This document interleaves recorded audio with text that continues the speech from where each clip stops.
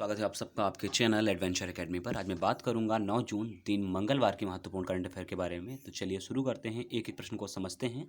पहला प्रश्न हमारे सामने है कि केंद्रीय महिला व बाल विकास मंत्रालय ने जया टास्क फोर्स का गठन किया है। तो जया टास्क फोर्स क्या होगी, कैसे काम करेगी, सबसे पहले हम समझेंगे कि इस टास्क फोर्स में कितने सदस्य होंगे। तो यह टास्क फोर्स कुल 10 सदस्यों की होगी और यह टास्क फोर्स का काम क्या रहेगा, शिशु मृत्यु दर, कुल प्रजनन दर, मातृ मृत्यु दर, बाल लिंगानुपात, जन्म के समय लिंगानुपात, स्वास्थ्य और पोषण से संबंधित मुद्दों पर काम करेगा। और इसके अतिरिक्त यह महिलाओं की उच्च शिक्षा बढ़ाने के ऊपर भी काम करेगा, यानी कि जेंडर इंडेक्स के मामले में क्या करेगा, काम करने का एक आयोजन करेगा और वुमेन एजुकेशन के पार्ट पर भी काम करेगा। कौन? Jaya task force. ये किसके अधीन रहेगी? केंद्रीय महिला व बाल विकास मंत्रालय द्वारा। तो आपके लिए एक प्रश्न ये है कि केंद्रीय महिला व बाल विकास मंत्री कौन है, ये आप कमेंट बॉक्स में बताइएगा। तो ये आपका है पहला प्रश्न जो आप बताएंगे आप मुझे कमेंट बॉक्स में, ठीक है।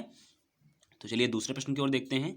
दूसरा प्रश्न ये कहता है कि येल विश्वविद्यालय, यूएस का येल विश्वविद्यालय ने हाल ही में द्विवार्षिक पर्यावरण प्रदर्शन सूचकांक जारी किया है, यानी कि एक इन्वायरमेंट के ऊपर एक सूचकांक जारी किया हुआ, इंडेक्स जारी किया हुआ है। उसके अनुसार भारत का जो स्थान रखा गया है वो कुल 180 देशों में, टोटल 180 देशों पर यह सर्वेक्षण किया गया है। इसमें से जो भारत का स्थान रहा वह 168वां, यानी कि 168 नंबर पर रहा भारत हमारा कुल 180 देशों में।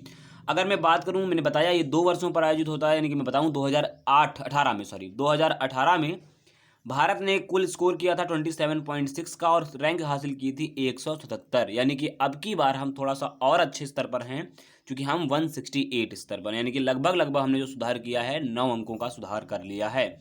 अगर बात करूं जलवायु परिवर्तन के मामले में तो 106वें स्थान पर रहा है और एशिया के, दक्षिण एशिया यानी साउथ एशिया रीजन में यह दूसरे स्थान पर रहा है। बहरहाल आपको ये रैंक बहुत ज़्यादा याद रखनी है कि 2020 का है, इंपॉर्टेंट है। और किसने जारी किया तो ये भी याद रखिएगा, येल विश्वविद्यालय, ये यूएस का है, संयुक्त राज्य का है, याद रखें, उसी ने जारी किया है। अगला प्रश्न हमारा है कि आंध्र प्रदेश के मुख्यमंत्री जगन मोहन रेड्डी ने पहला ऑनलाइन कचरा विनिमय कार्यक्रम शुरू किया है। पहला मैं इसलिए बोल रहा हूँ क्योंकि ये देश का भी पहला ऑनलाइन विनिमय कचरा है। विनिमय अगर समझ ना आ रहा हो, मतलब खरीद, कचरा के खरीद के लिए पहली बार ऐसी आयोजन किया गया जो कि ऑनलाइन पोर्टल पर आप कचरे को बेच सकेंगे, ठीक है। ये पहल शुरू की है आंध्र प्रदेश के मुख्यमंत्री जगन मोहन रेड्डी ने। तो बड़ा इंपॉर्टेंट है कि किस तरीके से कचरा प्रबंधन के दृष्टिकोण से मुख्यमंत्री काम कर रहे हैं आंध्र प्रदेश के, कि देश में कचरा ना, राज्य में कचरा ना फैले। और आई होप, मैं आशा करूंगा कि इस तरीके की रणनीति पूरे देश में लागू होनी चाहिए। हर मुख्यमंत्री या हर यूटी जैसे राज्यों में भी कार्यक्रम ऐसे होने चाहिए जिससे कि कचरा प्रबंधन व्यवस्था बेहतर हो सके, पर्यावरण को दृष्टिकोण में रख करके। ये सारी चीज़ें 5 जून को जो पर्यावरण दिवस मनाया गया है, कहीं ना कहीं उसका प्रभाव है और उसी के आकर्षण के कारण ये सारी चीज़ें आयोजित की जा रही हैं, ठीक है। अगले प्रश्न की ओर देखते हैं। तो हाल ही में नैनीताल की मैं नहीं कह सकता हूँ, इसरो व नैनीताल के, यहाँ पे थोड़ा मेंशन कर लीजिएगा, इसरो एवं नैनीताल स्थित Aryabhatta research institute of observation science यानी कि एराइज के साथ एक समझौता ज्ञापन पर हस्ताक्षर हुआ है। क्या हस्ताक्षर हुआ है? तो दोनों के बीच अंतरिक्ष की स्थिति के बीच, ये कह सकते हैं जागरूकता बनाए रखने के लिए, ठीक है, जागरूकता बनाने के लिए। इस जागरूकता में क्या, जैसे कि अंतरिक्ष में पिंड ट्रैकिंग, जैसे कि जो आप देखते हैं उल्का होते हैं उनको ट्रैक किया जा सके।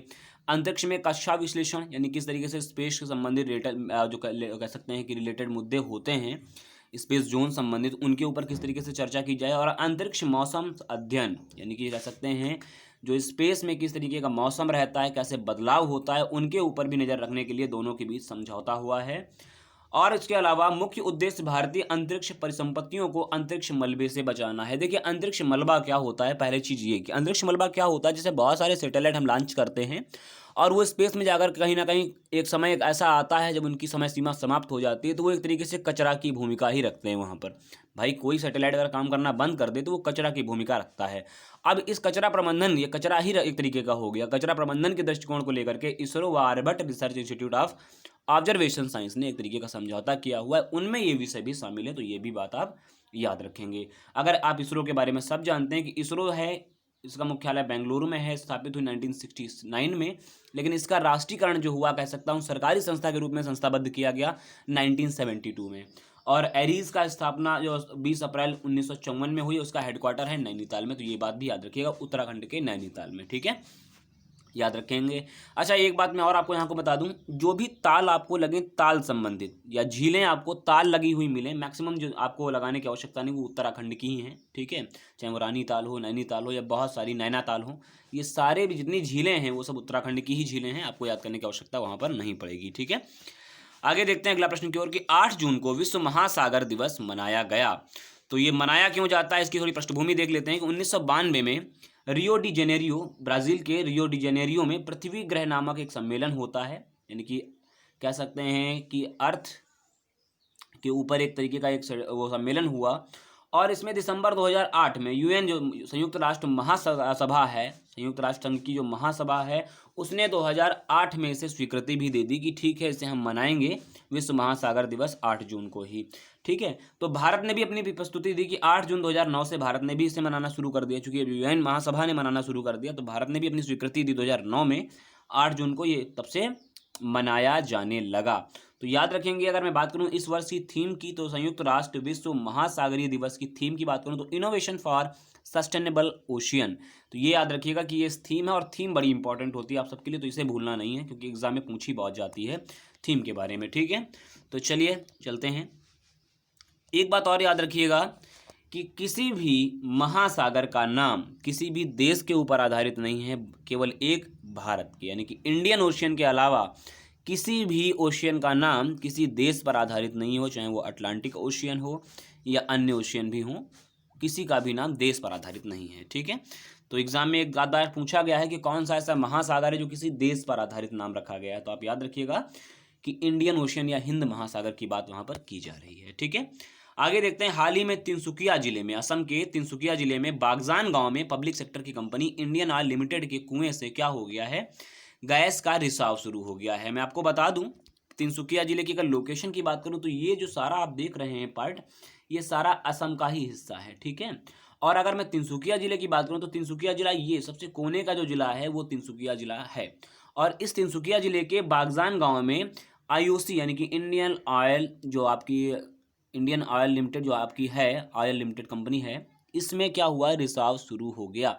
और रिसाव क्यों हुआ मैं बता दूं आपको, गैस जो पर डे एक रीज़न था, उससे कहीं ना कहीं ज़्यादा मात्रा में इसका निकाला गया गैस को, और इससे क्या हुआ, प्रेशर ज़्यादा बिल्ड हो गया, और प्रेशर बिल्ड होने के कारण कहीं ना कहीं वो प्रेशर जरूर निकलेगा, इस वजह से गैस रिसाव शुरू हो गया। ये घटना है 27 मई की। 27 मई को 10:30 बजे यहाँ पर एक धमाका होता है, और धमाके के कारण गैस रिसाव शुरू होता है। इसके ही लिए 5 से 10 किलोमीटर का एरिया खाली कराया जाता है। अगर ये गैस रिसाव नियंत्रण में नहीं लाया जाता तो हो सकता है कि यहाँ की जो वन्यजीव कह सकते हैं एक तरीके की पर्यावरण माहौल है वो खराब हो जाता। फिर चाहे वो आप अगर देख रहे होंगे, ये आपका डिब्रू साइखोवा नेशनल पार्क हो, या फिर ये आपकी नदी जा रही है डिब्रू नदी, या अन्य आसपास की झीलें, चूंकि तिनसुकिया जिले को तालाबों का नगर कहा जाता है, ठीक है, ये बात इंपॉर्टेंट है। और इसके लिए मैंने बाकायदा एक वीडियो सेशन बना के रखा है, आप चाहें तो देख लीजिएगा इसी चैनल पर, ठीक है। वहाँ पे मैंने पूरा डिटेल्ड तिनसुकिया जिले में जो ये गैस हादसा हुआ है उसके बारे में चर्चा की है। ये इस गैस को नियंत्रण करने के लिए सिंगापुर की विशेष टीमें बुलाई गई थी। तो ये बात फिलहाल याद रखना कि 2006 में ये प्लांट की स्थापना भी हुई थी, और इससे पहले ऐसा हादसा डिब्रूगढ़ में 2005 में हुआ था, जिसे कह सकते हैं कि कवर करने में लगभग 45 डेज का समय लगा था। तो हम लोगों ने अभी क्या देखा कि वाइजैक में, केरल के वाइजैक शहर में भी क्या हुआ था, एक गैस रिसाव कांड हुआ था। तो आप मुझे ये बताइएगा कि जो वाइजैक में गैस रिसाव हुई उस गैस का क्या नाम था, वो आपके एग्जाम के लिए बड़ी इंपॉर्टेंट रहेगी। तो ये आपके लिए मैं दूसरा प्रश्न यहाँ से छोड़ जा रहा हूँ, ठीक है। चलिए अगला प्रश्न देख लेते हैं। वर्ल्ड फूड सेफ्टी डे यानी कि विश्व खाद्य सुरक्षा दिवस 7 जून 2020 को मनाया गया है, 7 जून को मनाया भी जाता है। थीम की बात करूँ तो फूड सेफ्टी एवरीवनस बिजनेस, यानी कि अगर मैं कहूँ कि खाद्य सुरक्षा सभी का एक व्यवसाय, या कह सकता हूँ व्यवसाय, यहाँ पर मैं ना कहूँ क्या कहूँ कर्तव्य ज़्यादा बेहतर रहेगा, क्योंकि खाद्य की सुरक्षा या कह सकते हैं कि भोजन की सुरक्षा हम सबके लिए जिम्मेदारी है। क्योंकि यूएन की रिपोर्ट जब आती है तो हम लोग बड़ा आश्चर्यचकित रह जाते हैं कि न जाने कितने करोड़ लोग भूखे मरे जा रहे हैं इस दुनिया में, और भारत में भी न जाने कितने लोग कुपोषण का शिकार हैं, क्योंकि उन्हें पर्याप्त भोजन नहीं मिल पाता है, केवल इसीलिए क्योंकि हम खाद्य का बहुत अच्छे तरीके से कह सकते हैं प्रिजर्व नहीं करते हैं, खाद्य को बहुत ढंग से हम रखते नहीं हैं, यही एक कारण है। तो आप लोग इतना जरूर याद रखिएगा कि विश्व खाद्य सुरक्षा दिवस की अपनी एक अलग अहमियत है। अगर इसके ऊपर आप रूपरेखा तैयार करने बैठ जाएंगे तो बहुत बड़ा सेशन है, चाहे वो कुपोषण का मामला हो, चाहे वो भुखमरी के मामले हो, चाहे वो बीमारी हो, फिर इसी पर सेशन बनता चला जाएगा। लेकिन फिलहाल आपको इतना याद रखना है कि कौन से दिन मनाया गया है। तो 7 जून 2020 को मनाया गया। थीम आप याद रखिएगा, इंपॉर्टेंट है आपके लिए। अगर इसका हेडक्वार्टर की बात करूँ तो मुख्यालय इसका रोम में है, इटली के शहर रोम में है।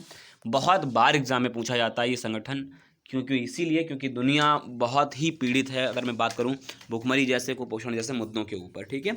जब चर्चा में रहता है तो जरूर जाहिर सी बात है कुछ चीज़ें चर्चा में आने के बाद ही पूछी जाती हैं। तो ये था आज के आपका वीडियो सेशन। अगर आपको वीडियो अच्छा लगता है तो लाइक करें, शेयर करें, कमेंट करें और चैनल को सब्सक्राइब करना ना भूलें। और इसके अतिरिक्त अगर आपको कोई भी चीज़ समझ नहीं आती है तो निश्चित रूप से आप कमेंट बॉक्स में पूछ लीजिएगा, मैं आपको उत्तर जरूर दूंगा। वीडियो देखने के लिए आप सबका धन्यवाद। नमस्कार।